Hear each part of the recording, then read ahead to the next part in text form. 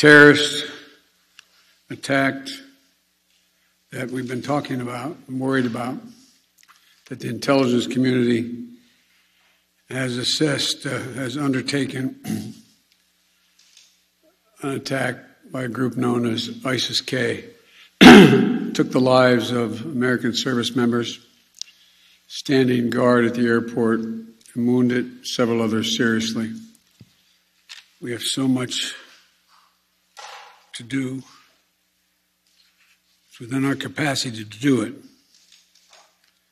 We just have to remain steadfast. Steadfast. Ladies and gentlemen, they gave me a list here. The first person I was instructed to call on was Kelly O'Donnell of NBC. August 26, 2021, we lost 13 warriors in Afghanistan. Biden administration was unbelievably silent about it all day until they got essentially shamed into acknowledging the anniversary itself. Joining me now to talk about that horrible place and many others, getting us boned up on the issues, Lisa Daftari, editor-in-chief of the Foreign Desk. Okay, Lisa, that was 2 years ago. They're gone. It's freaking awful. What's Afghanistan like? Is it at least this booming metropolis? You know, it's worse than we thought. This is what the Biden administration wanted us to think, that this is the Taliban 2.0, that they are better than ever. They are reformed. They're changed. It's a new face of the Taliban. Just today, we published at the Foreign Desk that women are now not allowed to go hiking. So they're not allowed to go to school. They can't get certain haircuts. They can't wear makeup. They can't wear certain clothes. They have to cover their head to their toes. And now they can't go hiking. It's awful. This was not necessary. This is not what the Afghan people deserved after 20, or more than that, I should say, decades of being occupied, decades of having some sort of influence hovering over them and just ruling them. And now to have this, they ended up with the worst case scenario leading them, which is the Taliban. And I'll tell you, now they don't even have that opportunity to overthrow them because the Taliban have been normalized. The United States is dealing with them. Neighboring nations are dealing with them. They are being treated not as a terror entity, but as an actual sovereign nation. Okay, so look, I hate to put too fine a point on it, Lisa, but it's their country now, right? There's nothing even on the horizon that's going to change that? It's a Taliban-run country? Absolutely. It is a Taliban-run country. And look, they had everything in place in order to run it. Remember the Taliban of the 1990s? They're the ones that were harboring terrorists. This is why we went into Afghanistan to begin with. They're still harboring terrorists. Not only are they harboring terrorists, they are terrorists. And they're the ones who are terrorizing the people of Afghanistan, the innocent people of Afghanistan. It seems like with the United States foreign policy, it's pick and choose. We look at human rights. We look at humanitarian cases only when it behooves us. And when it doesn't, in the case of the Biden administration, they're looking the other way. Why did we have to withdraw the way that we did?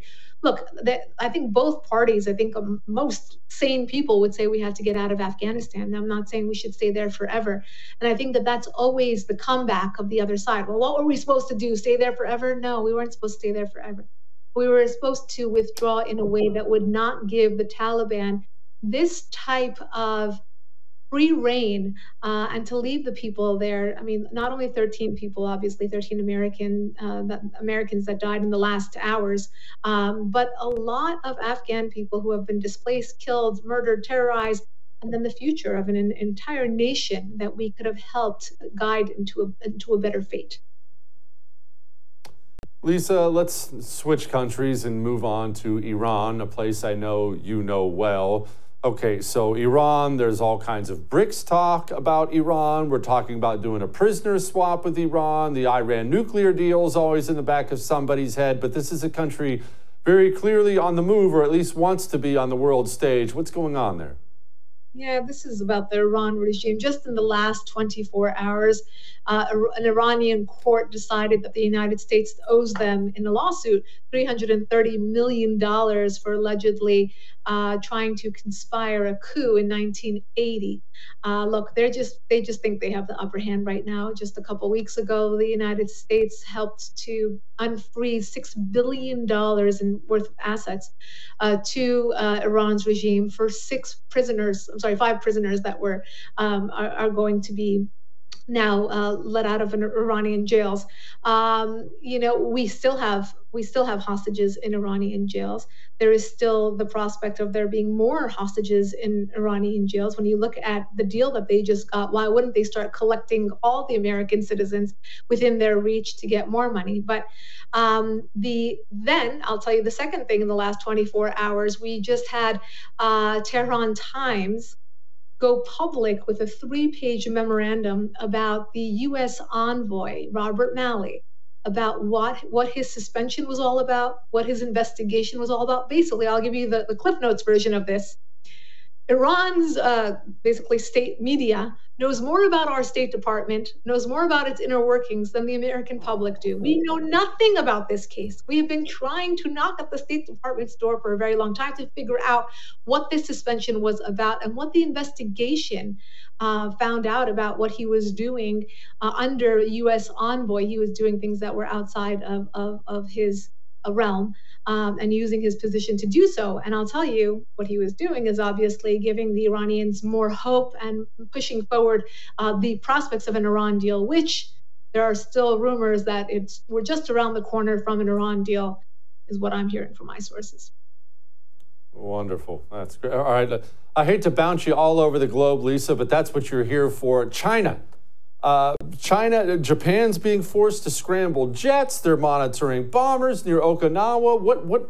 Okay, China seems like they've been flirting with Taiwan for months now. It seems like it's been forever they've been flirting. Are they ever going to reach out and grab their rear end or what? Look, if they were going to do it, I mean, this is the time to do it before the Biden administration leaves office, right? I think that's what they're timing, and what we see every day is a small provocation that adds up to a large provocation. That's why we see neighboring countries like Japan get worried about these overreaches by the Chinese, and that's why we're seeing them send reinforcement there to make sure that the Chinese know that they're not going to stand for it. South Korea, Japan, other nations in that part of the world have reminded Washington, D.C. that this is happening, and it's happening faster than we think it is. And we'll just have to watch and see how the Biden administration will get itself out of this one. Lisa, final question, and I know it's a stupid one, but it's a country I actually love. I love the people and whatnot. Japan. What's their military situation? I obviously am aware of post-World War II, how they were prevented, understandably, from creating too much of a military force. What do they have now? Enough to hurt China? I don't know if they have enough to hurt China, because China has definitely sped forward with its copycat technology. It has definitely made itself known on the world stage, whereas, years before we wouldn't consider them one of the main world powers, and now here we are, right? But I think Japan has definitely graduated from that passive player in the region because of China. And I think that is the fear that we have with rogue players on the world stage, where it's almost like a race, right? Whether it's nuclear weapons, whether it's invasions, whether it's military might, whether it's cyber technology capabilities, that there will be a race. And now, because of China's overreaches, we see Japan is definitely beefing up its assets, definitely looking into its military capabilities, looking to trade, looking to purchase, and looking to be up to par where it needs to be in order to at least be able to defend itself if China continues on the rampage it has begun. Let's hope they can. Lisa, thank you so much. Come back soon. Of course. Thank you.